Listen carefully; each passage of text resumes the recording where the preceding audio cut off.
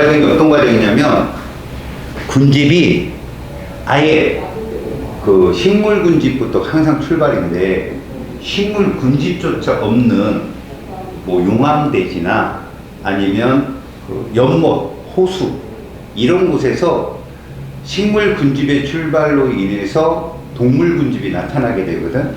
모든 군집천이의 기본은 식물 군집이라 너희들은 군집 천이를 식물 군집 위주로 배워. 1차 천이가 있고 2차 천이가 있는데 1차 천이는 두 개의 종류로 구분하거든. 땅이냐 물이냐 이걸로. 뭐 물이라고 해서 여러분들 뭐 커다란 바다가 메워지고 이런 건 아니고요. 뭐 작은 둔벙 같은 데 있죠. 혹은 호수 같은 데, 그 다음에 강 같은 데가 토사로 메꿔지면서 거기서 생태계 식물 군집이 어떤 천이 과정을 보이는지. 자, 1차 천이 같은 경우는요, 식물이 없던 곳에서 식물이 거기서 지배를 하고 그 식물들이 점차 초본이냐, 관목림이냐, 양수림이냐 이런 식으로 진행되는 과정을 보거든. 근데 초기만 다를 뿐 뒷부분은 다 똑같아 항상. 알았니? 그러니까 여러분들 군집천이를 보면 천이 과정을 외워야 되고요. 그 다음에 중간중간의 천에서 어떤 게 원인이 돼서 이게 생기는지 그걸 꼼꼼하게 적어 놓으세요. 자, 이게 군집의 천이는 그냥 식물 군집만 한다고 했잖아. 그지? 그럼 시간이 흐르면서 그 땅에 우점종이 누군지 그걸 나타내는 게 군집천의 대표적인 발달 과정이야. 그래서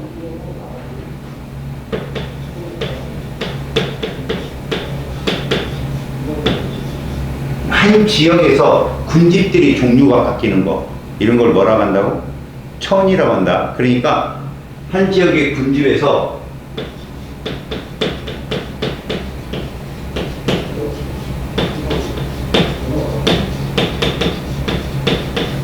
자, 여기 우점종이 뭐냐면 여러 가지 조건이 있어. 우리가 방영구법을 아직 안 배웠잖아. 그치? 이쪽은 연계되는 경우가 많은데 이 정도만 써놓으면 좋겠다. 우점종이라는 건 상대 밀도와 써놓기만 해. 상대 빈도와 이 상대 피도 세 가지 값이 이 세 가지 합이 제일 큰 거.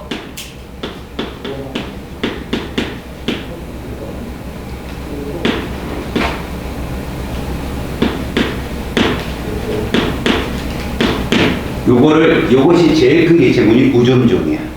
알았어? 그래서 저 값이 누가 지배합니까? 라고 했을 때 그것들이 변하는 과정을 우리가 보여주는 거야. 그러니까 우리가 봐야 될 첫 번째 천이는 일자천이라는 거거든. 자, 1차는 맨 땅에 헤딩이라고 우리 좋아. 맨 땅에 헤딩하는 거야. 거기 보면은 이제 너희들한테 천이 과정을 쭉 보여줄 거야. 그러니까 토양이 없는 불모지냐 아니면 호수나 습한 연못이냐. 그러니까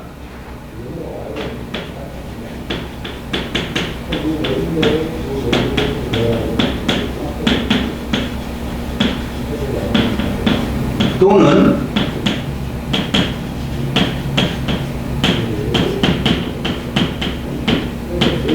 이 습지가 뭔지 알지? 그 뭐라고 하면 좋냐면 물도 아니고 아니 그래도 변이 된 거다. 습한 연못으로 하자. 그래도 습지면 변한 거니까.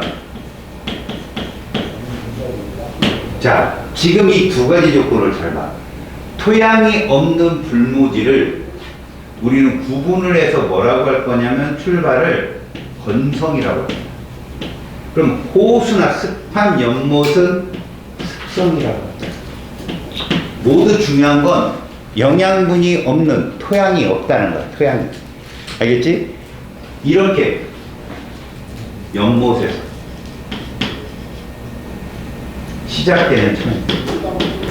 이게 1차 천이의 정이야. 알았지?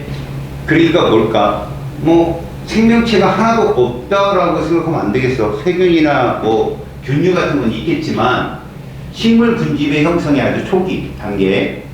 맨 땅이냐 물이냐 요런 단계에서 1차 천의 출발을 정의할 거야. 그래서 첫 번째 건성천이라는 게 있어.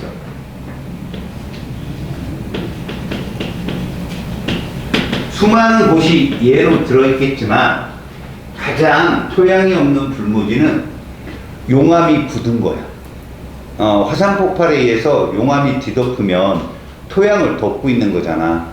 그럼 결론적으로 우리가 보통 말하는 뭐 현무암질 마그마가 분출했으면 현무암일 거고, 화강암질 마그마가 분출했으면 화강암일 거고, 기본적으로 용암이 굳어내는 거, 그러니까 이렇게 보면 좋을까? 용암이라는 것 자체가 화성활동이거든. 암석이 굳는 활동이기 때문에 아예 토양조차도 허락이 안 된 거. 그래서 출발, 용암대지.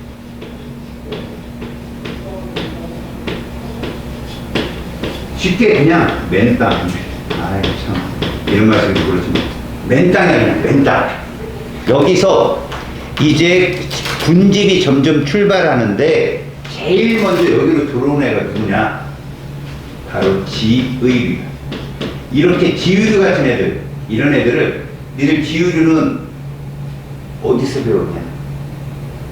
지난 시간에 핵심종이었나? 아니면 우점종이었나? 아니면 뭐였지? 환경이나 그 기후 같은 걸 대표하는 거 무슨 종이라고 했어? 그래, 지표종이야, 저게.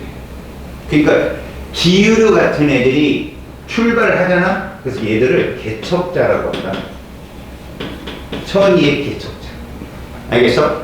그래서 지유류들이 막 분포를 하면 이게 반작용이라고 하는 거거든. 식물이 환경에 영향을 주는 건데 얘들이 점차 그 대지의 용암 대지를 부서뜨려 조금씩. 그러면서 1mm 뭐가 생겨나? 토양이 생겨나는 거야. 물론 지류가 막 뿌리가 깊어갖고 막 부식 이러지는 못해. 근데 이것들이 죽고 사는 거지. 계속 죽고 살면서 거기 쌓이는 거야. 영양분이. 알겠어? 그래서 쟤들을 뭐라고 한다? 개척자라고 불러. 자, 그 다음에 얘들이 지나면 누가 나오느냐? 초본이 되는 거야. 기본적인 군집은 초본이겠지. 초본. 풀이야, 풀. 그래서 얘들은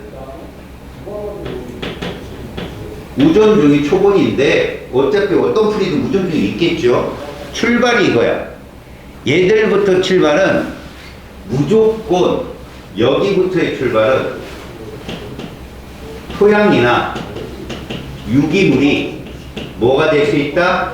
이 천이의 원인이 될 수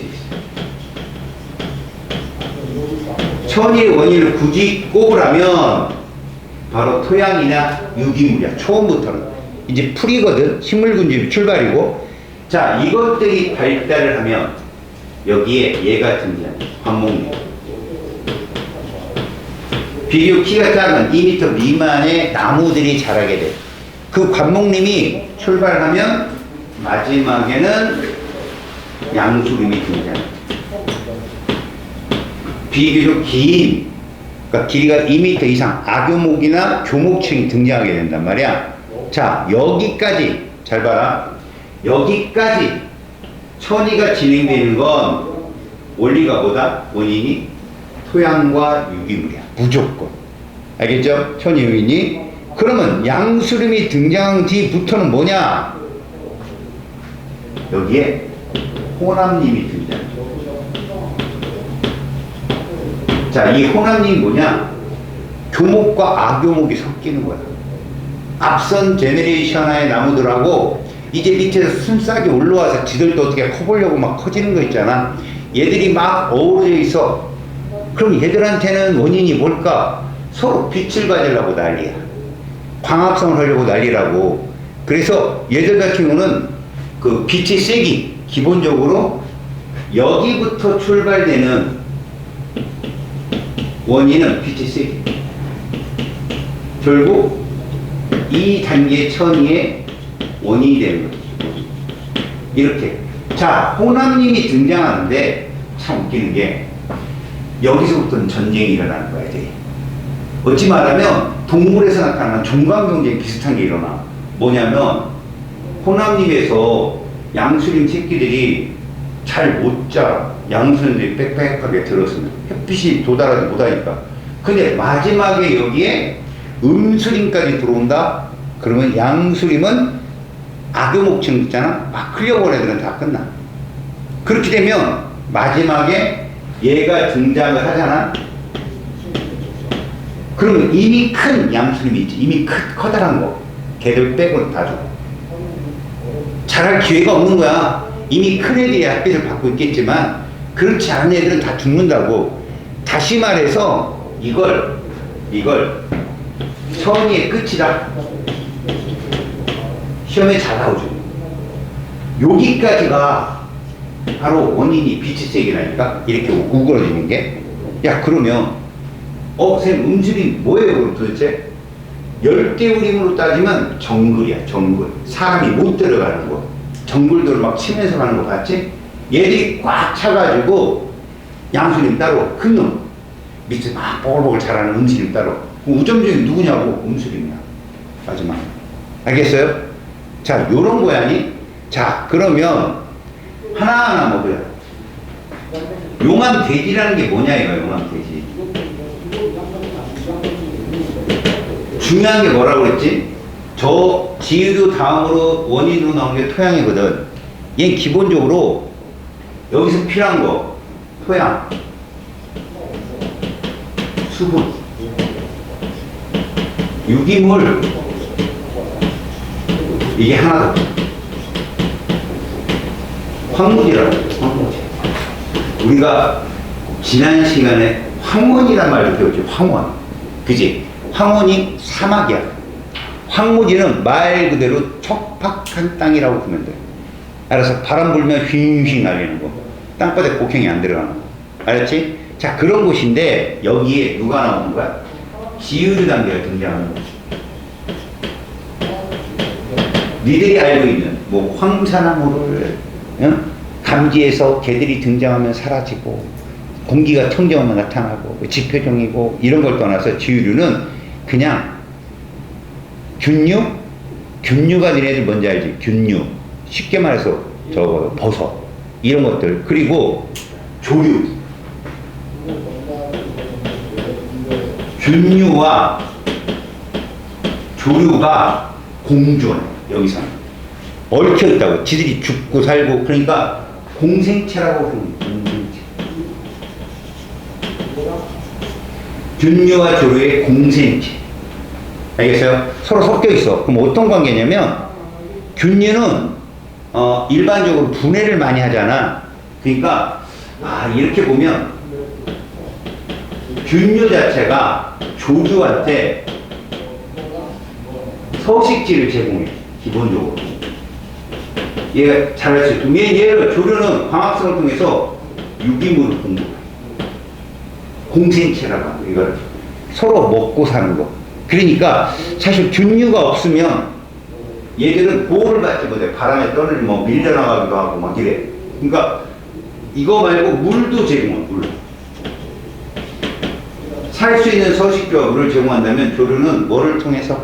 광합성을 통해서 유기물을 균류한테 제공하고. 알았어? 원래 균류라는 게 분해자잖아.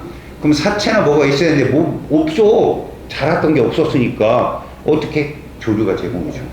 얘를 보호해주고 서로 그렇게 해서 두텁게 그게 세대를 거듭하면서 사체가 쌓이면서 토양 비슷한 애가 만들어지는 거야.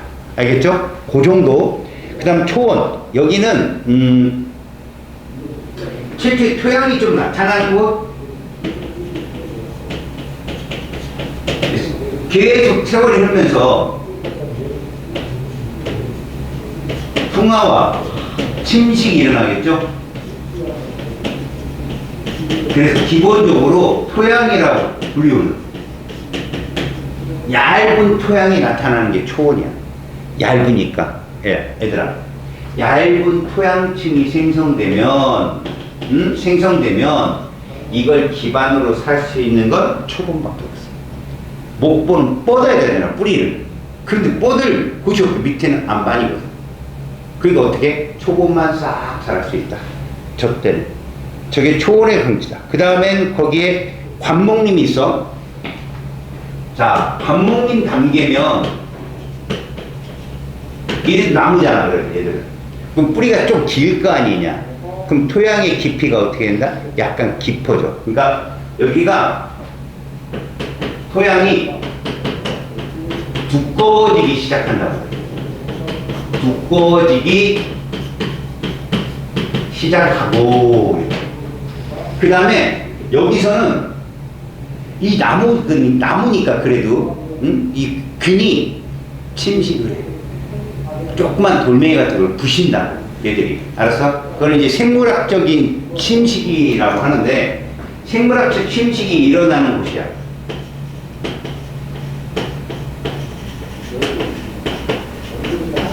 이게 시작이 되는 곳이라고 보면 돼요. 관목림. 자, 그 다음에 우리 교목의 변화에서 뭐 양수림 같은 경우는 괜찮고, 응? 괜찮고, 이거, 얘들아, 균류, 조류, 이거 질문 한번 해보자. 종속 영양생물이 누굴까? 균류나 조류 중에. 균류가 종속 영양생물이고, 유기물을 공급해주는 조류가 무슨 생물이야? 독립영양생물이야. 자기가 꼼꼼하게 적어놓고 싶으면 옆에 적어놔. 알았어? 조류가 광합성을 한다는 뜻이고, 균류는 분해자야. 알았지? 종속 영양생물. 자, 그 다음에 우리가 관목림, 양수림 쪽에서 요거 정도 하나만 적어놔 볼까?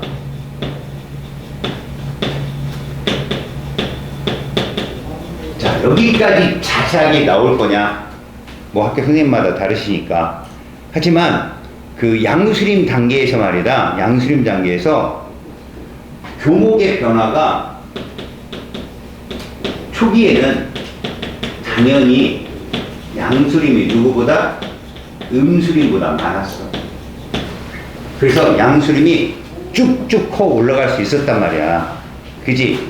그러니까 이때는 관목림 다음에 양수림이 등장했기 때문에 이 나무들이 빛을 받는데 거침이 없었던 시기.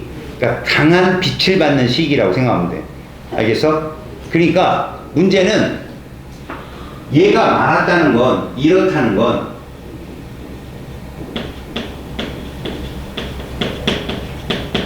강한 빛이 도달했다는 얘기야.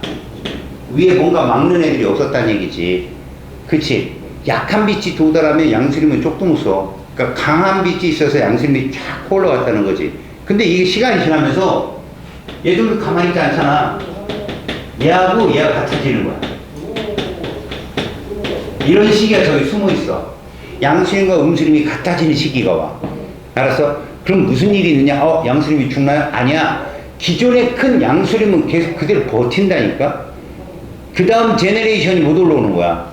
음수림들이 꽉 잡고 있어갖고. 그러니까 뭐 양수림이 그냥 음수림만 없었다면 100개, 200개 막 퍼질 상편인데 처음에 90개 막 퍼졌어. 음수림이 한 10개 이렇게 됐어. 근데 이 90개가 계속 90개고 음수림이 90개 정도 개체수가 늘어나는 거지. 그러면 이제 91, 92가 불가능한 거야. 그냥 90만 있는 거야. 계속. 이해갔지? 그럼 누구만 늘어? 음수림만 늘게 돼. 그래서 그 뒤에 가면 요 과정 있지? 양수림하고 음수림이 이렇게 있는 과정. 이런 거를 혼합림이라고 하거든. 요 과정 자체가 그래. 양수림보다 누가 더 많아지는 거야? 음수림이 이제 많아지는 거지. 이렇게 막 섞여 있는 이 과정을 이제 혼합림이라고 해. 요 과정 자체, 혼합림. 요 과정을 지나게 되면 확실히 뭐가 되냐? 확실히 음수가 대부분. 이거 지나가잖아. 음수림이 대부분. 이게 뭐라고? 극산이에요. 선생님, 양수림 그냥 있다면서 있지. 있는데 걔들 개체수랑 비교도 안 되게 음수림이 확 커지는 거야.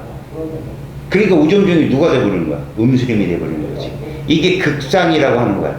이렇게 되면 우리는 얘를 안정적인 군집이다 이렇게 불러. 안정적인 군집이다. 얘를.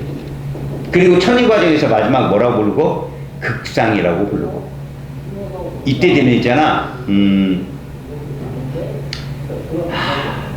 이렇게 볼까?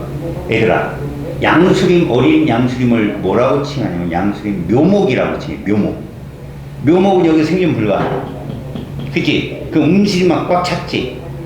더 이상 천이가 어렵다라고 얘기해. 알겠어? 묘목의 생존이 불가한 상태. 걔가 잘할 수 있는 여지가 없어. 다 뭘로 꽉 채워져서. 음식을 꽉 채워져서. 이런 상태가 이렇게 된다. 알겠어요? 그러니까 어느 때부터 양수 묘목이 죽기 시작할 거 아니야? 요럴 때부터 양수 묘목이 음수림 때문에 자라지를 못해. 그럼 상대적으로 누가 많아져? 양수림의 기체수가 점점 많아지는 거지. 이런 과정이야. 그냥 듣고만 이해만 하면 돼. 알았어? 그래서 양수림에서 호남림에서 여기로 넘어가는 요 과정이 천이 원인이 빛일 수밖에 없는 이유예요. 왜? 양수 묘목이 왜 못 자라는 거야? 음수림이 걔를 가두고 있기 때문에. 알았어요?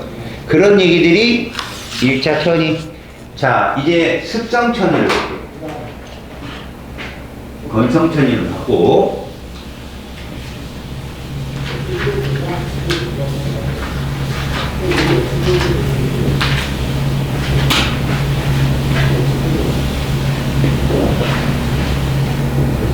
자, 두 번째 니은.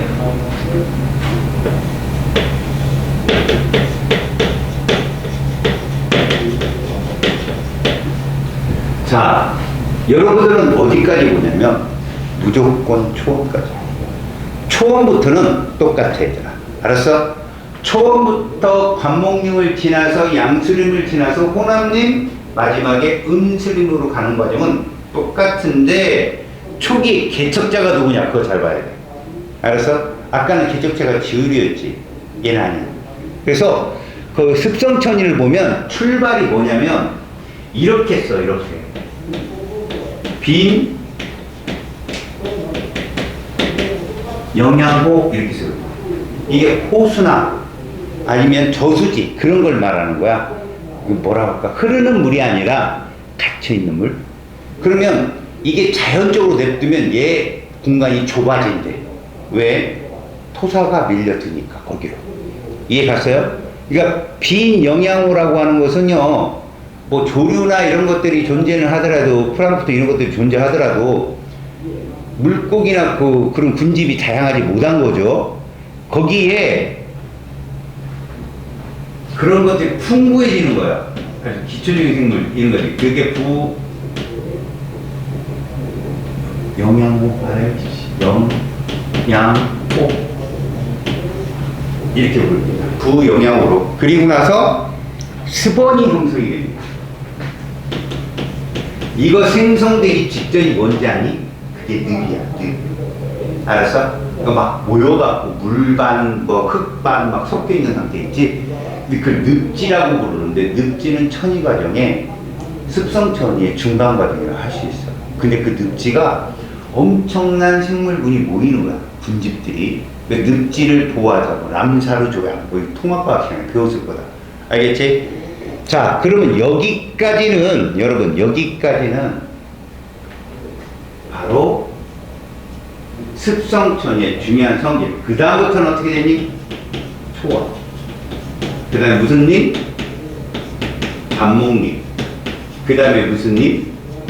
양수림. 그러다가 섞인 호남림. 그리고 마지막에 음수림. 극산 끝. 이렇게. 어디 쪽에서 차이가 있어? 초원 전까지. 얇은 토양층이 만들어지기 전까지. 알겠어? 자, 문제는 이 빈 영양호가 뭐냐?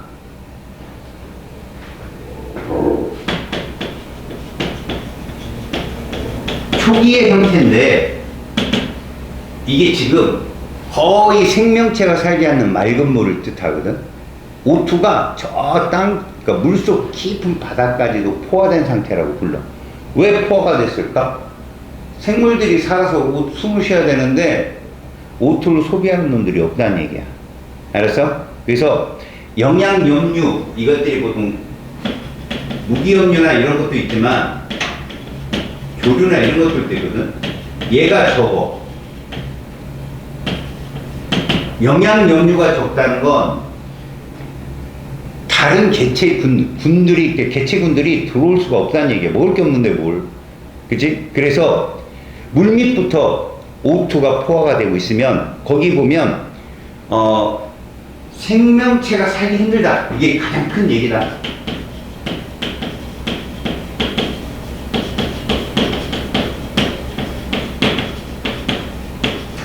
자, 하나 영양염류가 적다는 건 얘가 큰 거야.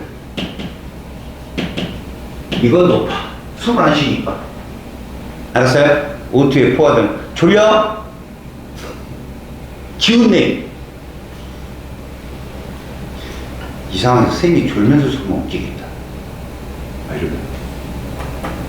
지들이 깨울 거 아니야. 선생님? 뭐 이러면서. 자, 부영양호.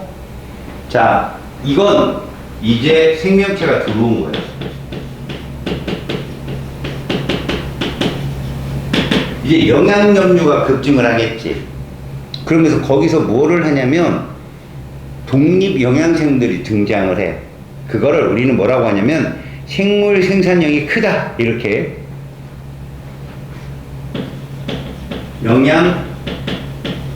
영양염류가 증가를 해서 생물의 개체수가 늘어. 생물 생산력이 어떻게 된다? 커진다. 요런 표현으로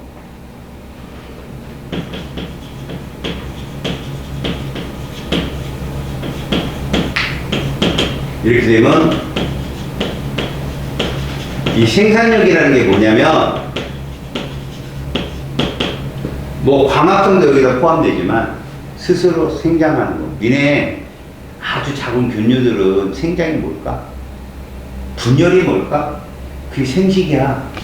툭툭툭 떨어져가는 거. 그 개체수가 늘어나는 생물 생산력이 높아진다라고. 그러니까 생명체가 존재한다는 얘기야.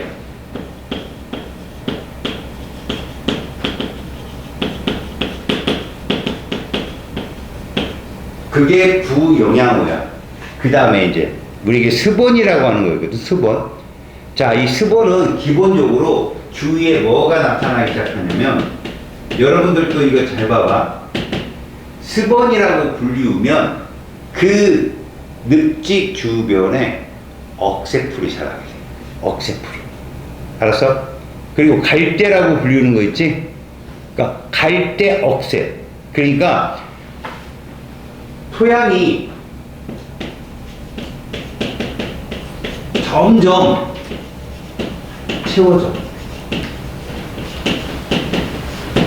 그러면 연못이나 호수의 크기가 어떻게 될까? 자꾸 줄어. 그렇게 줄어든 가에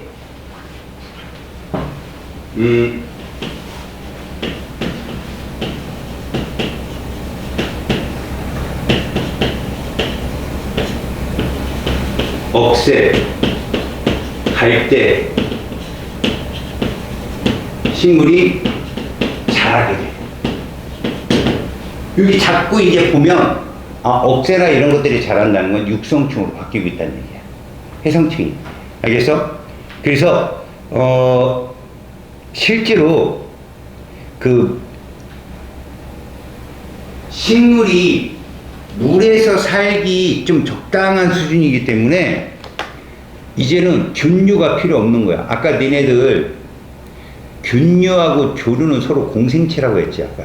어디에선? 용암대지, 건성천이에서. 그런데 생각해봐. 물이 공급되고 있단 말이야. 물이 공급되어서 균류 도움 없이 조류가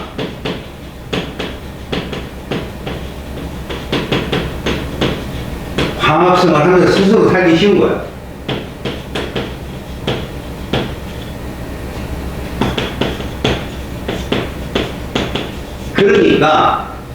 그러니까 아까 건성천이보다는 조건이 좋은 거지. 누구한테? 조류 입장에서. 아까 물을 공급해주고 서식지를 제공해준 균류가 물이 있고 햇빛이 들어오고 주변의 토양도 받쳐주니까 어떻게 되는 거야? 필요 없는 거지. 알겠니? 그래서 주로 아까는 우리가 그랬지. 지유류가 개척자라고. 그지? 근데 여기서는 습생식물이 개척자. 얘가 개척자다. 알겠어요? 아까 지유류가 개척자였지. 여기서는 습생식물이다. 알겠습니까? 지유류라고 하면 아까 뭐라고 했어요? 조류와 균류의 공생체라고 했잖아. 그치? 여기는 균류는 필요 없고 그냥 조류가 필요하다. 자, 이렇게 해서 나머지 다 똑같으니까 여러분들 잠깐 얘들아, 여기부터 출발되는 천이 여기까지 누가 원인이었지? 토양과 유기물 똑같은 내용이야. 알았어? 여기부터는 누가 원인이었어? 빛의 세기. 그치? 그래서 양수림 묘목의 생장을 더 이상 허락을 안 하는 거야. 누가? 음수림이. 그래서 결국은 마지막에 음수림이 그 지역에 뭐가 되는 거야? 우점종이 돼버리는 거지. 저걸 극상이라고 하는 거야. 자, 근데 말이다. 이런 천이들은 아주 맨바닥에 헤딩하는 거고, 그치? 자연재해가 일어나는 거지, 산불이 나거나, 뭐, 산사태가 일어나거나, 그럼 그 주변에 군집들이 싹 사라져버리잖아. 근데 걔들은 맨 땅에 헤딩은 아니잖아. 그치? 토양이라는 게 있어 주니까, 그런 천이를 2차 천이라고. 요즘 트렌드로 2차 천이가 자주 나와, 시험에. 1차 천이로는 유사 문제들이 되게 많거든. 2차 천이는, 그러니까, 이거는 자연재해. 우리가 소위 말하는 산불, 산사태, 이런 것들의 자연재해도 있지만, 인간에 뭐도 있냐? 벌목, 이런 거 있잖아. 나무를 다 그냥 해버리는 거. 인간이 차면 벌목 같은 거 있잖아. 이거 어디에 심하냐, 이런 게 열대우림 쪽이 많지. 인도네시아 같은 나무를 막 깎아서 전 세계로 잘라서 팔아야 되잖아. 그럼 거기 있는 인위적 양수림이 다 사라져버린 거야.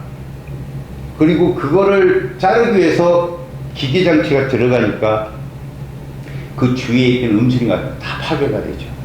자, 이런 상태에서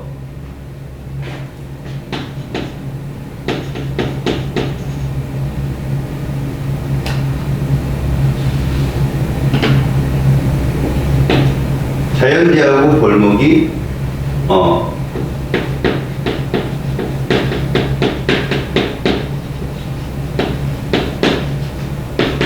시작되는 천이는 누가 개척자가 되느냐? 바로 초본이다. 이 출발이 누구냐? 초본이야. 바로 초본이 개척자가 되는 거야. 왜? 기본적인 토양이 존재하거든. 그지? 그래서 초본이 개척자이며 1차 천이보다 이거 잘 나오는 거야. 빠르다. 1차 천이보다 빠르다. 이런 거. 출발은 똑같아. 초원이야, 초원. 그 다음 누구 나오겠어? 관목님 나오죠. 그 다음 누구 나오겠어? 양수님 나오죠. 다음에 호남님 나오죠. 그 다음에 마지막에 음수림이죠. 출발적이. 알았어요? 똑같습니다, 여러분. 여기 원인이 뭐라 했지 아까? 토양과 유기물이야. 그럼 여기를 물었어. PTC. 이것만 기억하면 돼요, 여러분들. 알겠죠? 그래서 사실 뭐 지유린이, 양수림이니, 초원이니, 뭐 관목림이 이런 말들 좀 그런데 그냥 조금 여러분들이 좀 이해하기 쉬우려면 우리나라 쪽으로 따지면 양수린 그러면요. 우리나라 쪽으로 따지면 소나무. 여러분들 알고 있죠? 전나무. 이런 것들이고요. 음수린 그러면 떡갈나무.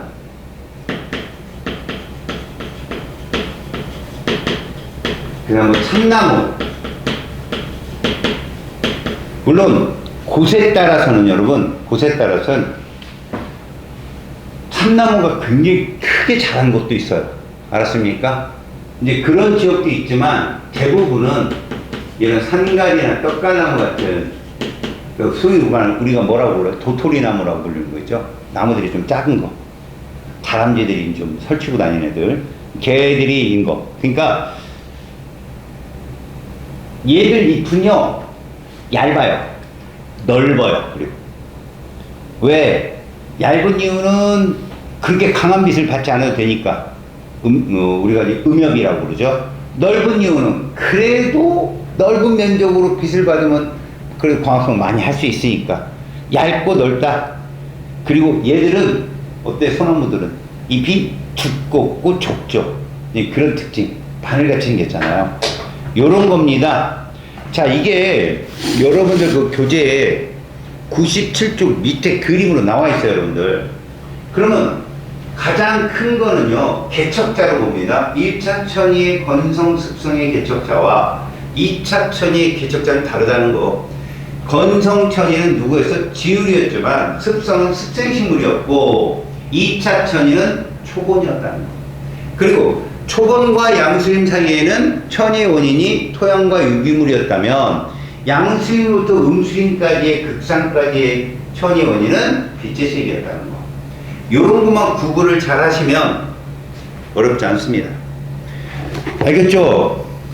자, 여러분 넘겨보실래요? 거기에 보면 군집의 조사 방법이 있을 겁니다, 여러분. 아, 이것 때문에 학생들이 좀 많이 질문을 많이 하거든요, 사실은. 자, 여러분.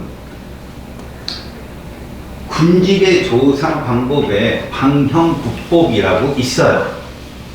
이 방형국법은 여러분, 조건마다 다르고, 출제자가 그 조건을 맞추기 위해서 이리저리 기본적인 객관적인 조사지를 줍니다. 다요. 여러분들 그걸 이용해서 풀 줄 알면 돼요. 그러면 방형국법의 의의가 뭐냐예요. 방형국법. 이 방형구라는 것 자체가 여러분 거기 보이듯이 그냥 동식물 분포 조사용으로 네모난 판을 들고 다닙니다. 과학자들이, 식물학자들이. 그리고 이게 부드러운 이게 끈으로 되어 있는데 그걸 툭 던져요. 알았어요? 툭 던집니다. 근데 생각해 보세요, 여러분. 동물이 있는 곳에 툭 던졌더니 동물들이 가만히 있어야겠다. 이러지 않잖아요. 동물은 도망가 버리잖아요. 동물을 가지고 방형구법을 찾기는 너무 힘들어요.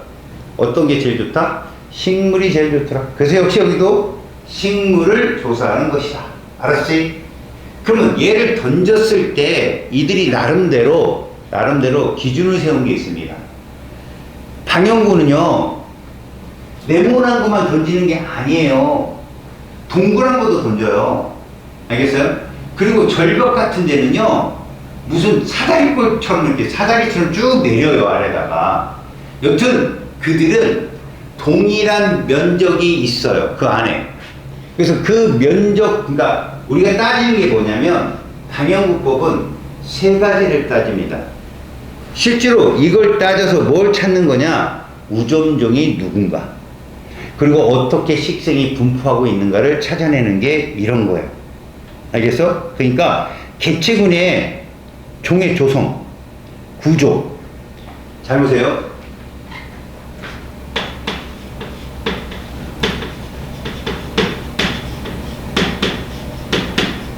얘는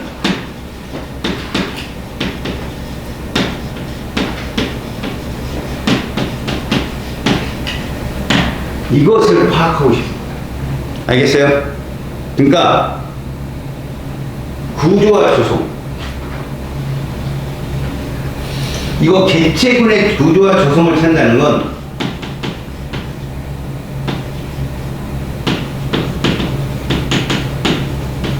이걸 찾는 거야.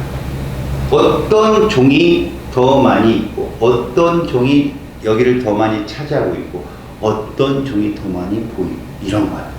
알았습니까? 이 세 가지를 가지고 정량적으로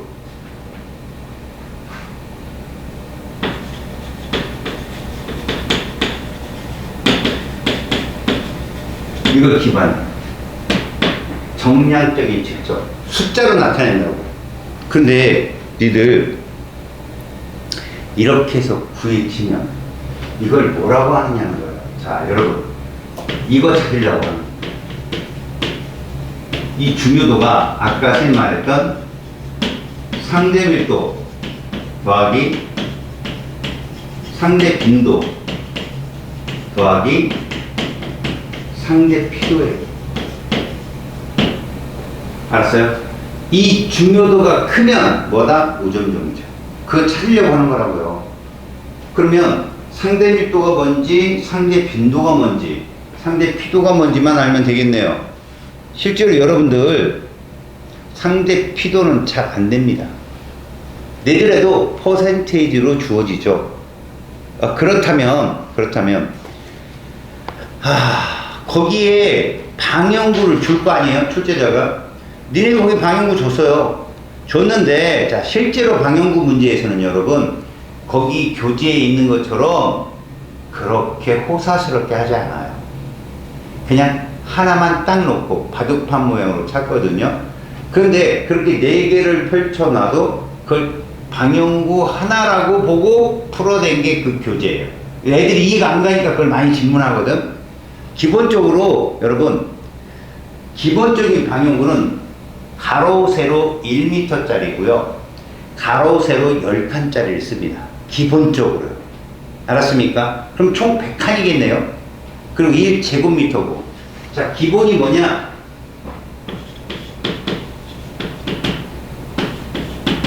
가로 1m고요. 세로 1m입니다. 그리고 가로 10칸이고요. 세로 10칸이기 때문에 총 100칸이에요. 기본이. 알았어? 근데 여기서 여러분들한테 이제 측정하는 겁니다. 먼저 밀도가 뭐냐? 이 안에 개체수를 찾거든? 야, 진짜 거짓말 안 하고 이렇게 던져. 툭 던진단 말이야. 그래 놓고서 그 1제곱미터당 특정 개체수가 몇 개 들었는지 세는 거야. 그게 뭐야? 밀도야. 그러니까 분모가 뭐야? 밀도는 단위 면적당이니까 방향구 면적 몇 미터냐? 기준은 1제곱미터잖아. 그 안에 우리가 딱 정하는 거 특정 종의 개체수를 쓰면 된다고. 그럼 무슨 말이냐? 100칸 안에 A는 8개 들었고 B는 2개 들었어. 그럼 8대2야. 면적은 똑같잖아. 그치? 그렇게 구하는 게 밀도다. 근데 이것만 갖고 따지냐? 빈도는 뭐냐?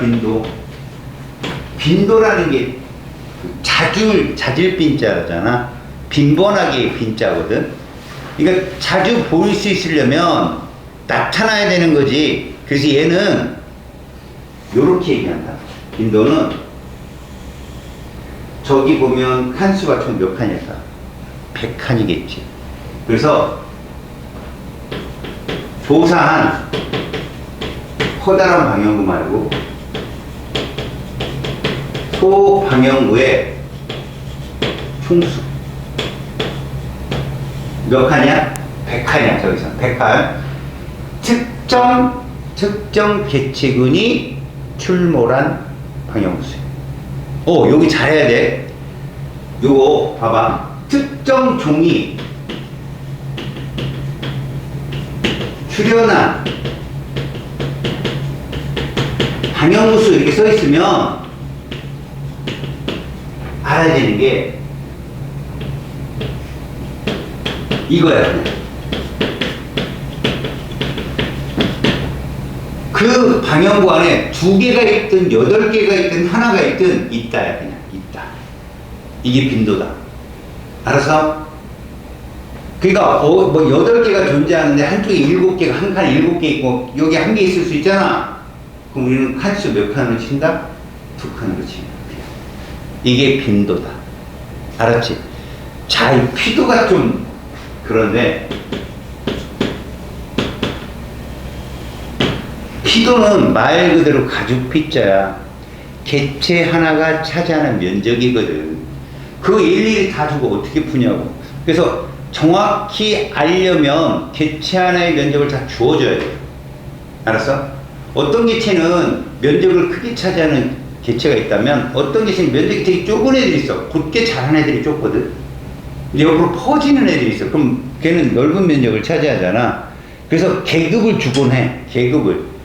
근데 니들은 뭐 1부터 그러니까 몇 제곱미터부터 몇 제곱미터 1급이고 그거보다 좀 크면 2급이고 이렇게 그거 만약에 내신에 그 문제 내려면 시험지 모자라. 알았지? 그래서 이 피도는 상대 피도만 나타내. 상대값을 좀 이따 알려줄게. 말 그대로 저기 방향구 면적이라고 했지. 밀도에 얘 똑같아. 이거당 특정 종에 차지하는 면적이야. 특정 종이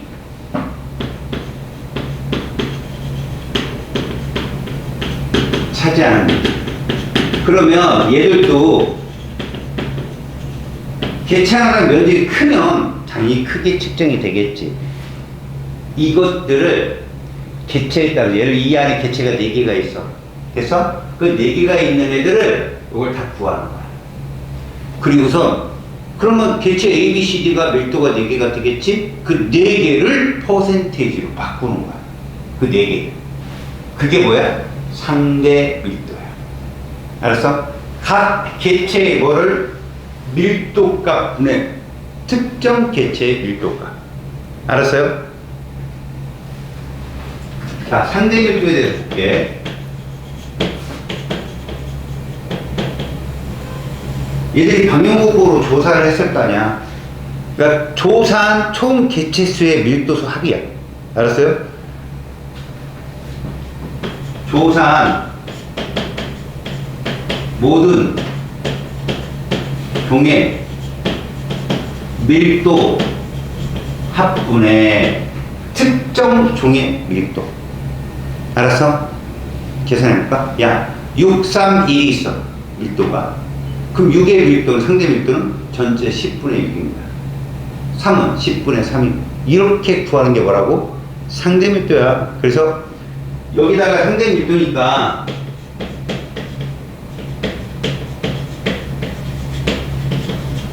뭐를 곱해준다? 100을 퍼센테이지. 알았어? 그럼 상대 빈도도 니네가 쓸 수 있겠지.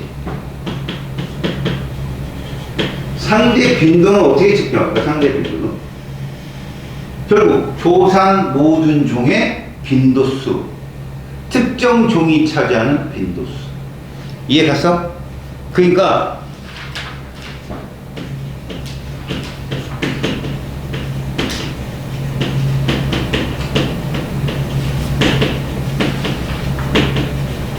합분의 특정 종의 빈도.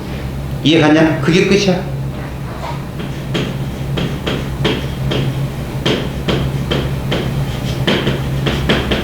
곱하기 얼마?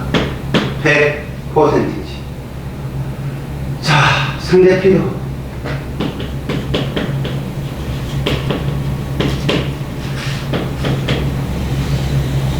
조사한 모든 종의 피도 값. 알았어요? 조사한 모든 종의 피도 합분의 특정 종의 곱하기 100. 그래서 여러분, 그래서 봐봐.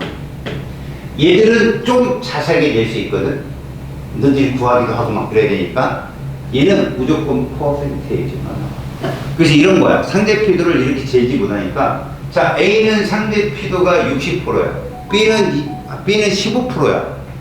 그러면 딱 하나 B만 남았다. 그럼 걔는 그냥 몇 프로야? 60, 15 합쳤더니 75야. 25가 얘 P도구나. 이렇게 찾는 경우가 대부분. 알았습니까? 오케이. 그렇게 해서 어떻게 하겠다는 거냐? 다 구해봤다는 거야. 구해봤더니 A중이 이 값 3개가 합이 제일 크네? 중요도가 제일 높네? 걔가 우점중인 거지. 니네 교과에 있는 거 잠깐 볼게. 교과 내용을 풀게. 봐봐. 교과는 거대한 방향구를 4개 넣어놨어. 그지? 4개의 방향구를 넣고 그 안에마다 소 방향구 수가 25개씩 들어있을 거야. 근데 이 사람은 표본 차출을 거대한 방향구 숫자로 했어. 이거 좀 디테일하지 않겠지만 그래도 어린 값은 맞거든. 무슨 말이냐 봐라. 만약에 이 사람이 관측자가 밀도를 재고 싶은 거야. 그럼 1제곱미터에 해당되는 방향구 거대 방향구가 몇 개라 지금? 4개지. 그럼 4제곱미터당 이렇게 계산한 거야, 이 사람은. 알았니? 4제곱미터당 자 누구 계산해 볼까? 질경이 첫 번째 방향구에 1개 있지. 두 번째 방향구에 또 하나 있어. 세 번째, 네 번째에도 각각 1개씩. 그럼 4제곱미터분의 4야. 이게 밀도인 거야. 이게 가냐 무슨 말인지? 그 다음에 그 옆 아래에 있는 토끼풀. 첫 번째 방향구에는 토끼풀이 3개가 들었어. 맞지? 두 번째 방향구에는 5개. 세 번째는 3개. 네 번째는 5개. 총 16개. 4제곱미터당 16개. 이게 바로 밀도야. 이해 갔어? 그렇게 따져서 민들레까지 구했는데 얘들아 민들레는 두 번째하고 네 번째 없지. 그잖아. 그래도 4제곱미터 분의 이렇게 따지는 거야. 4제곱미터 분의 민들레가 첫 번째 칸에 노란색 좀 세봐. 3개, 3개, 3개, 11개가 있네. 그지? 그 중간에 3개 찍은 건 한 칸에 3개 다 들어있는 거다. 그런데 두 번째 칸은 없어. 자, 세 번째 칸 봐봐. 둘, 셋. 그래서 총 9개가 있네. 그지? 그렇다면 20개야. 4제곱미터당 20개에서 밀도를 다 구한 거야. 그래서 밀도를 다 구했더니 질경이 1, 토끼풀 4, 민들레 5. 그럼 상대 밀도는 전체 10분의 1이 질경이, 10분의 4가 토끼풀, 10분의 5가 민들레. 이렇게 찾는 거야. 맞았어? 자, 이제 빈도까지 계산하는 걸 끝내자. 빈도는 뭐냐면 있다 없다잖아. 근데 이 사람이 4개의 커다란 방향구를 하나로 본 거니까 질경이는 4제곱미터당 있다야. 4개가 다 있잖아. 그런데 토끼풀 어떠냐? 역시 마찬가지다. 다 있다다. 소방향구로 따지지 않았어. 이 사람은 보니까 큰 방향구로 따졌더니 토끼풀도 몇 개가 됐든 4칸의 대방향구에 다 있고 질경이도 하나지만 다 있잖아. 그래서 얘들은 똑같아. 자, 민들레가 좀 달라. 민들레는 두 번째 방향구고 네 번째 방향구 없었잖아. 그럼 4분의 2야. 이해 갔니? 이해 갔어? 이걸로 뭐를 찾는다고? 중요도를 찾는 거야. 그리고 난 후에 뭐 한다고? 중요도가 제일 큰 값을 우점종으로 잡겠다 이런 얘기야. 그래서 사실 우리가 천위 과정을 봤을 때 이렇게 했다는 얘기야. 자기들이. 거짓말이지. 이건 머리 얼마나 아픈 거야. 그렇죠? 그리고 어느 표본조사기 때문에 어느 지역만 측정해서 모두 다 그렇다 이렇게 얘기하는 거지. 이 표본조사의 그 가장 피해가 뭡니까? 그 외국 저기 친구들이 우리나라 드라마 보고 한국 남자 다 멋있다고 왔다가, 그죠? 우리도 그랬어요. 저 어렸을 때도요. 미국 영화나 이런 거 보니까 막 미국 여자들 오! 그 미국 가서 실망했죠. 비행기만 타도 실망해요. 비행기를 2좌석을 끊는 거 알아요? 미국 여자들 편하게 가려고 그러는 거죠. 근데 누워 가는 게 아니라요. 몸이 워낙 크시니까 한 자리를 못 닿는 거야. 그거 보고 참. 자, 여러분 99쪽부터 숙제하시고 이제 우리 군집 내 상호작용을 가겠습니다. 아시겠죠?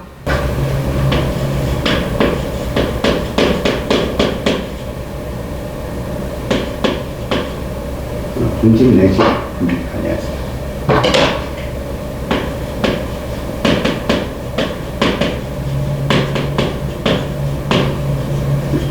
자, 군집 내 상호작용은 개체 군 사이야.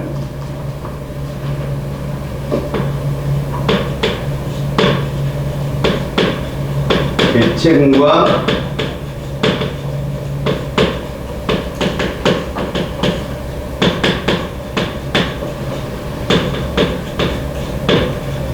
이들은 꼭 같은 1차 소비자가 아니어도 좋고 생산자와 1차 소비자, 1차와 2차여도 괜찮다는 얘기거든. 하다못해 생산자와 분해해도 괜찮아. 알겠니? 그 서로 다른 종간의 상호작용을 의미해. 그럼 가장 이제 요것들을 정리하면 첫 번째 경쟁이라는 게 있거든. 경쟁. 왜 서로 저렇게 경쟁을 해야 될까? 저런 건 서식지하고 먹이가 겹치는 경우야. 알았어? 그러니까 서식지와 먹이가 겹치면 어차피 경쟁을 하게 돼. 그러니까 뭐가 좀 비슷하냐면 먹이지위라든가 그걸 모두 통칭 생체적 지위라거든.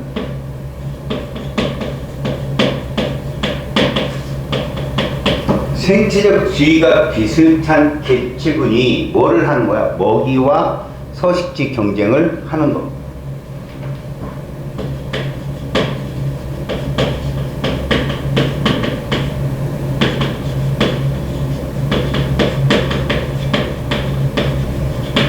이거야.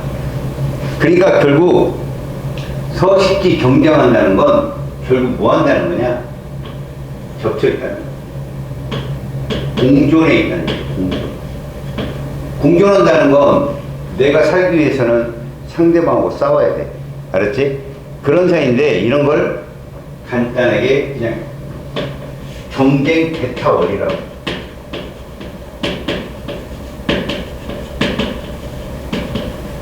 자, 이런 애들이 누가 있는가 봤더니 이제 그걸 간단하게 보면 애기 집신벌레랑 집신벌레가 있어.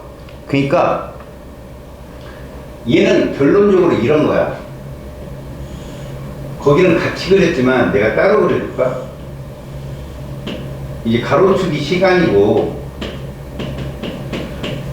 그 다음에 이제 세로축이 개체수야.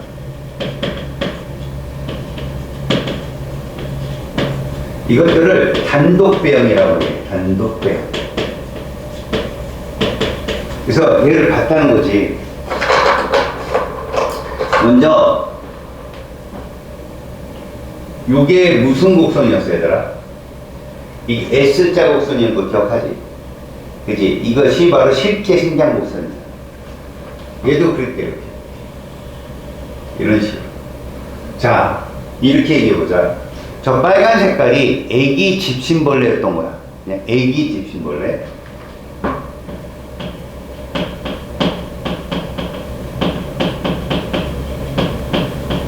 노란색이 집신벌레.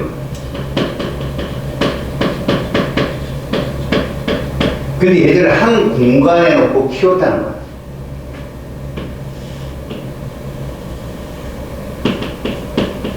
자, 여기 한번 따라봐. 이게 애기 집신벌레가 환경 수용력이었다고 기억나냐? 요게 누구고? 바로 집신벌레의 환경 수용력이었고. 근데 둘이 뭐 한 거야? 경쟁을 한 거거든. 그치? 그럼 이렇게 됩니다. 이렇게. 이런 식으로. 자, 뭘 보냐? 하나가 죽었어. 그러니까 죽을 때까지 싸우는 거 애들은. 알겠어? 그러니까 살아있는 조차도 피해가 있다는 거지. 이해가냐? 살아있는 애조차도 피해가 있어서 원래 수용력보다 좀 떨어져. 근데 나머지 집신벌레는 그냥 끝났어. 애가. 이해가냐? 그래서 이런 얘기네. 같은 지역에 생태적 지위가 똑같은 애는 존재할 수 없다. 알겠어? 누구 하나는 죽는다. 그래서 요게 지금 집신벌레잖아. 결론이 이거야. 서식지에서 어떻게 된다? 사라진다. 이게 끝. 이해가냐? 죽을 때까지 싸우는 경쟁 배터리다. 그래서 실제로 시험에 잘 나와. 이거는. 그럼 이렇게 따지면, 자, 애기 지침번에는 살았으니까 플러스네. 얘는 죽었으니까 마이너스고. 이런 식으로도 표현한다. 어린값으로. 자, 두 번째 보자. 분서. 분서를 알고 있으면 똘똘한 거지, 그냥. 똘똘하다. 군집 내 계층군 사이에 그 상호관계에서 분서를 알아? 똘똘한 거야, 이건.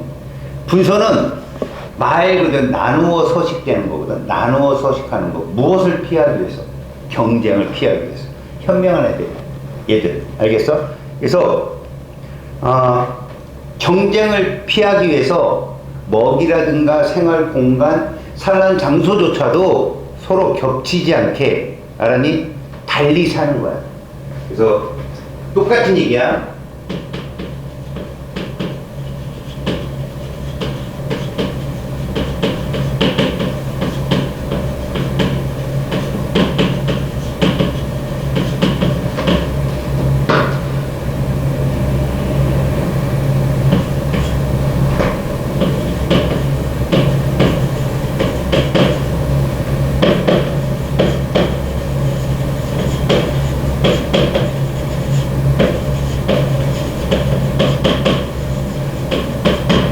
사는 장소까지.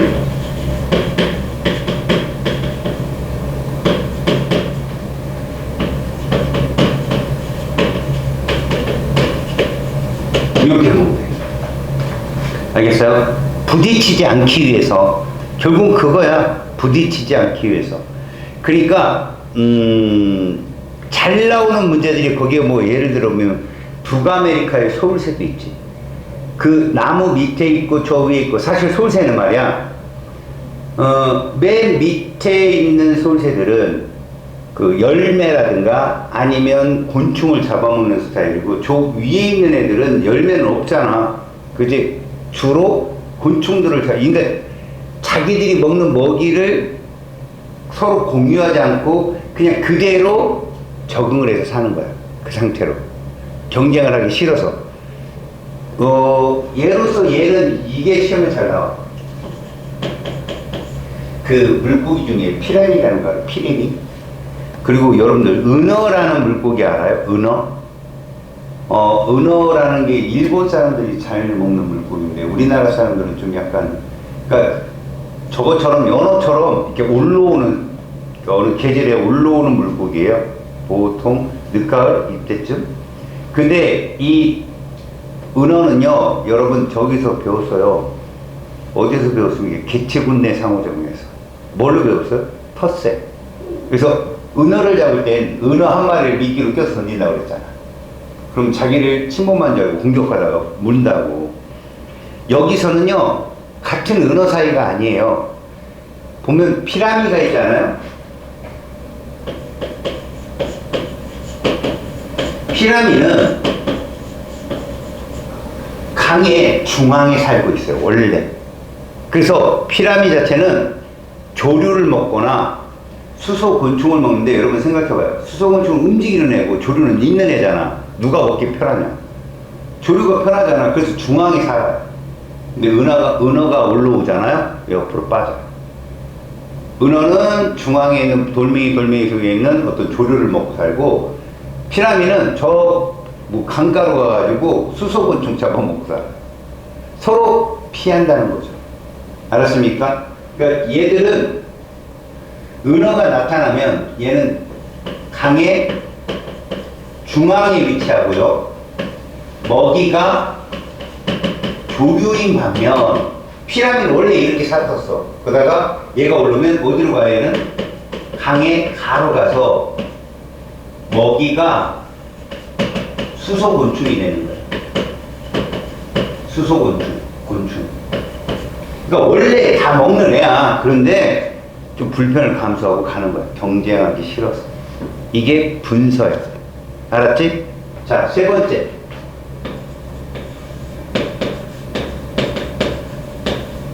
같이 살아가는 애들이야. 공생. 알겠지? 자, 공생 같은 경우는 서로 밀접한 관계를 맺고 사는 거야.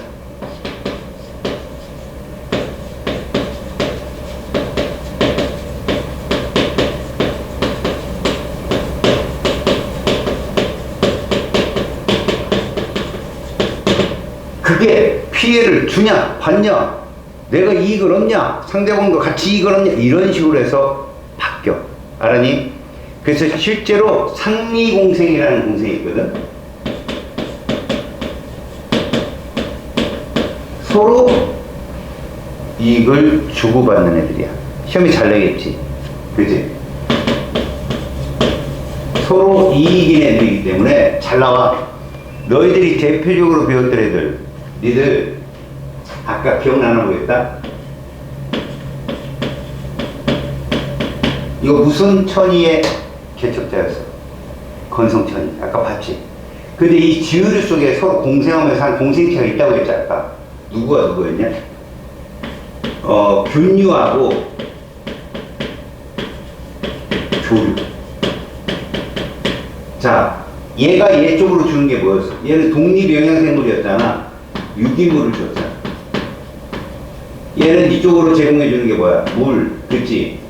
그 다음에 서식지. 이런 거를 제공했단 이게 바로 동생관계야. 서로. 그치? 그 다음에 흰 동가리.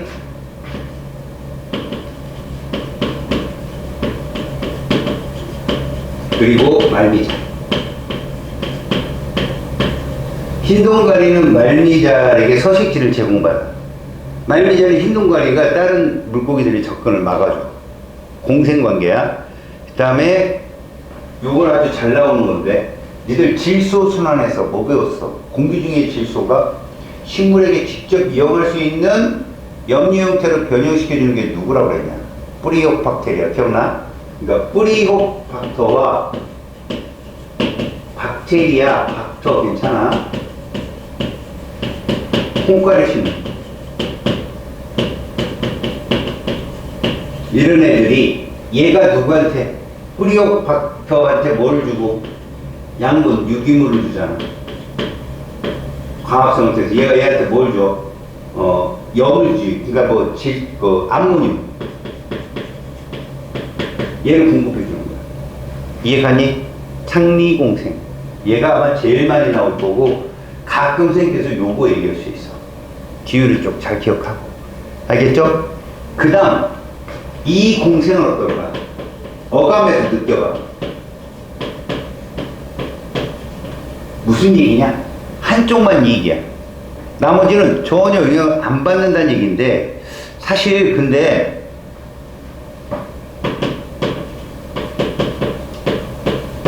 한쪽만 이, 나머지는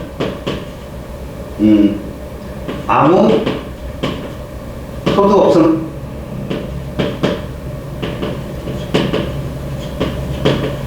근데 여기에 나온 것 중에 약간 의문이 드는 애들이 있어. 예를 들어서 저런 거지. 니들 보면 거북이나 그 다음에 고래나 여기 뭐 이렇게 잔뜩 붙여서 다니는 거 봤지? 그거 뭐라 불러? 붙어 있는 거? 여드름? 그건 아니겠지. 갑자기 나도 생각 안 났어 지금. 그런데 진짜 지독한 놈인데, 이걸 편리라고 보는 게 있는데 아니야. 그거 기생이야 어떻게 보면. 알았어요? 그러니까 그것이 잔뜩 붙어 있으니까 어떻게 돼요? 실제로 거북이들은 사람한테 떼달라고 오는 경우도 있고요. 고래도 마찬가지예요. 그걸 떼달라고. 와, 갑자기 생각 안 났어. 이럴 때는 인터넷으로 막 뒤져보던데. 그치. 뒤져봐, 빨리. 그래서 나한테 소용이 얘기해 주는 거지. 궁금하면 아무것도 나 못해. 따개비, 그렇지. 그런 건 이제 기생에 가깝거든. 걔들이 거기서 계속 개체수를 늘리고 뿌리를 내려. 그래서 그 숙주를 죽일 수도 있어. 굉장히 위험한 상황. 하지만 편리는 그런 거지. 상어와 빨판상어라는 게 있거든. 니네 본 적 있냐? 빨판상어? 아니, TV나 유튜브 같은 데서 못 봤어? 이 빨판 상어와 상어 혹은 빨판 상어와 거북이. 이 빨판 상어는 진짜 상어처럼 생겼어요. 이렇게 생겼어요. 이렇게. 근데 좀 작아. 물고기가 작아.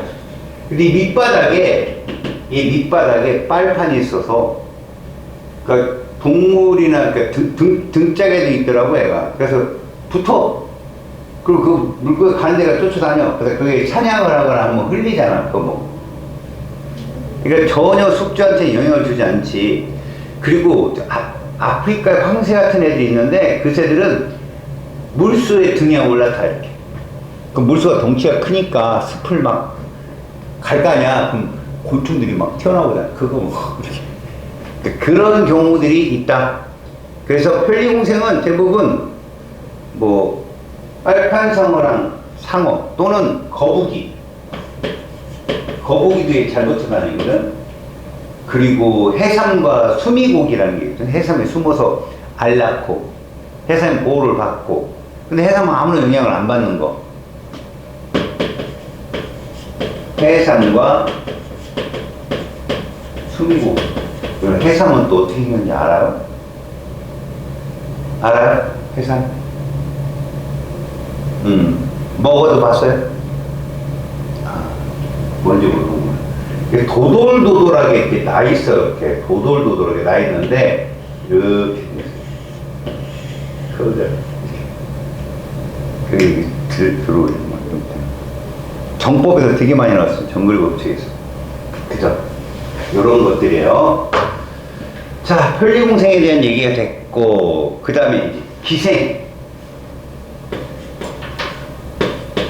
얘는 숙주가 있죠. 숙주가 피해를 입습니다. 그래서 한 생물이,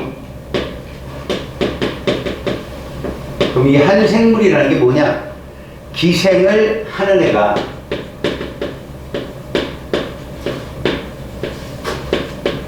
다른 생물에게, 그럼 다른 생물은 무슨 역할을 하는 거야?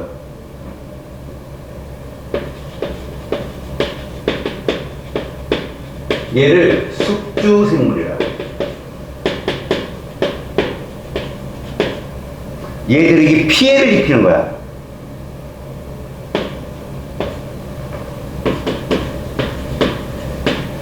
그 다른 생물에게 피해를 주는 거야.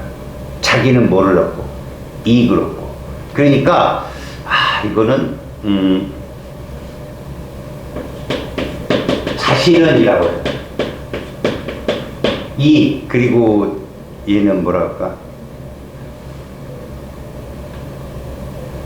숙주라고 해야 되나? 숙주는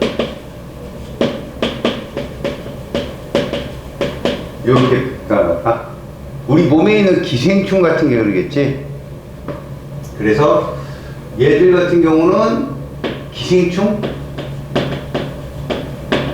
우리 몸속에 있는 거 해충, 요충, 그 다음 얘들 강아지들이 잘 걸리는 게 뭐야? 사상충이지. 사상충, 흰장 사상충 이런 거. 그 다음에 너희들 이 겨울에 산을 이렇게 가다 보면 나무들이 잎을 다 떨어뜨렸겠지. 상록수가 아니니까. 근데 어디 나무 근처에만 풀이 이렇게 우성하게 낙엽이 진 게 있어. 그 겨우살이라는 애거든.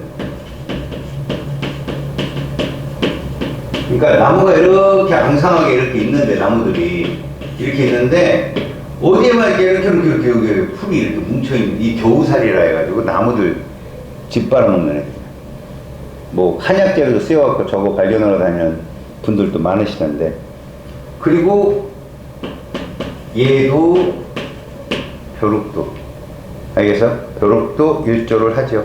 이것들이 기생. 자, 그러면 우리가 이제 결론 한번 내려보자.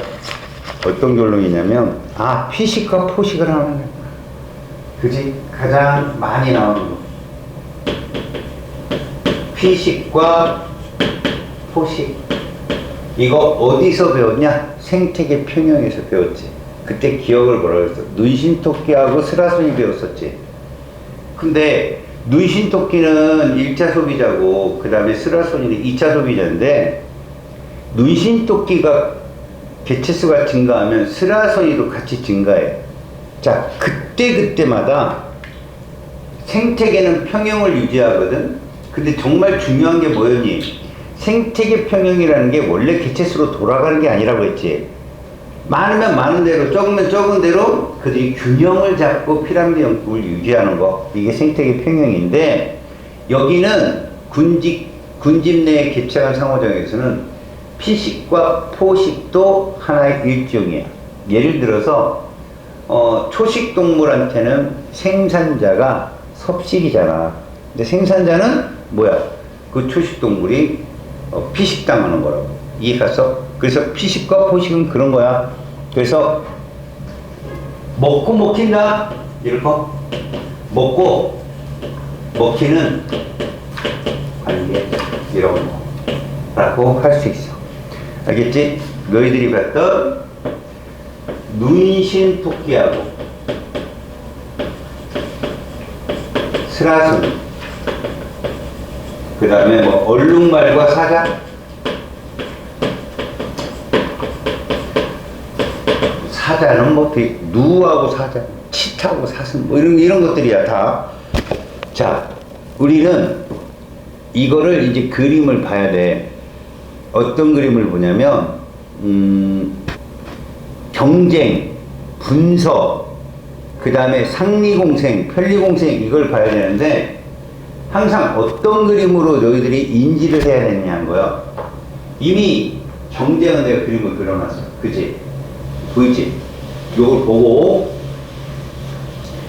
또 중요한 거, 이 빨간색은 원래 단독 배형을 갖다 개체수가 준다는 거, 저게 무조건 그래프가 경쟁이야. 그런데 이런 경우가 있다.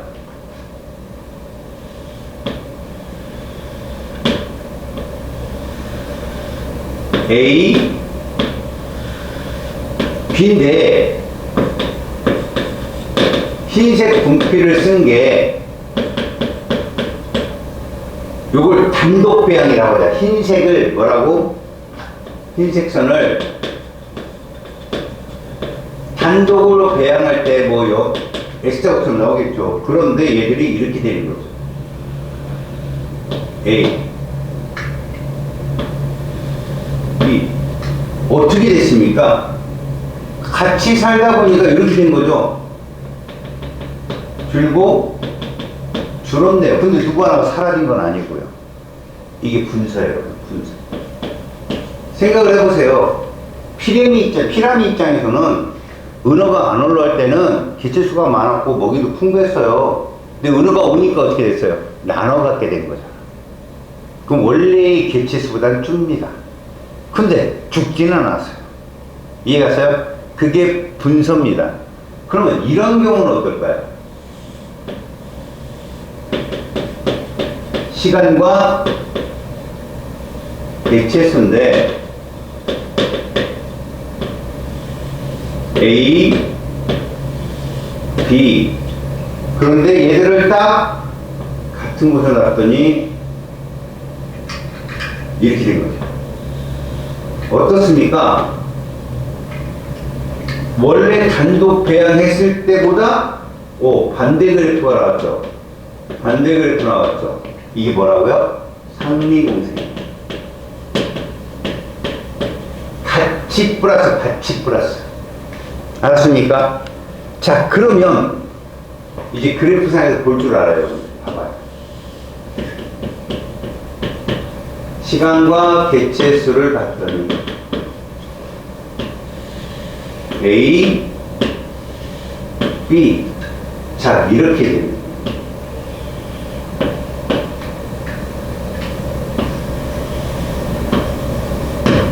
B는 별 변화 없었죠. 근데 A만 어때요? 커졌어요. 무슨 공생? 편리공생. 이런 식으로 그래프 이해가요? 그죠? 그러면 이런 경우는 어떨까요? 여러분들이 많이 봤기 때문에 어렵진 않다는 걸 말해줘요. 자, 여기에 이런 식으로 이렇게 그랬더니 이런 식으로 따라올 때 여러분 누가 피식자예요? 이거죠. 얘가 포식자, 얘가 눈심붓기고 이게 스라손이다. 개체수 크기가 줄어요 일단은. 맞죠? 그리고 얘가 변화가 있을 때 따라오는 거죠. 얘가 많아지면 같이 많아졌다가. 알겠습니까? 그다음 다시 줄고 이런 형국. 알겠습니까? 이게 뭐예요? 피식과 포식. 이 그림은 너무 많이 나와서 여러분들이 안 틀릴 겁니다. 알겠죠? 그래서 여러분들 보시면 요런 그림도 있지만 이제 다음 그림이 있는 게 가끔 나오는 문제가 이런 게 있습니다. 요 그림 한번 보세요.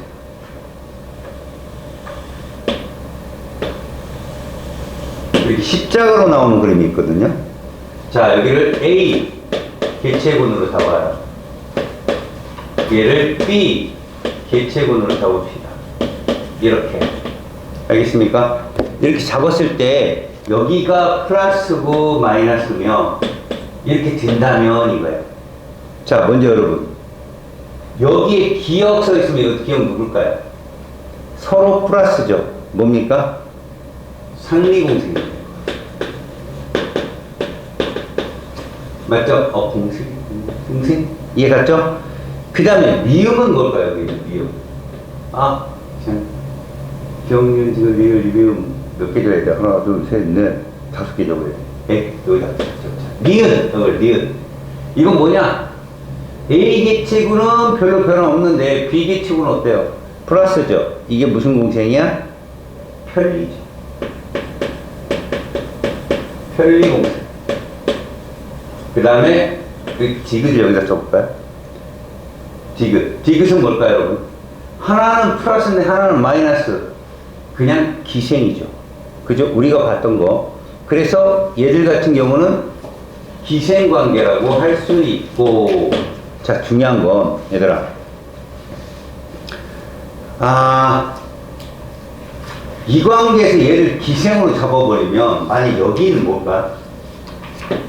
여기는 봐라, B가 얘를 마이너스 기생 맞아. 근데 이것만 있나? 피식과 포식도 있잖아. 얘를 잡으면 얘가 피식과 포식이 이렇게. 알겠어? 자, 여기 들어가래. 누구겠냐? 경쟁이겠지. 둘 다 주는 거. 근데 뭐 하나는 죽어버리잖아. 이해 가냐? 그러니까 요런 거야. 그러니까 결국 리을하고 디귿이 나오려면 나머지 하나를 증명해줘야 돼. 나머지 하나를. 이해 가서 나머지 하나가 증명이 돼야 이게 성립. 자, 여기까지 다 했어. 페이지 대기 쪽까지 끝났네. 그게 여기를 금방 지나가야 되는데 내용이 하도 얼끔하니 아마 다음 시간에는 적어 나갈 거야.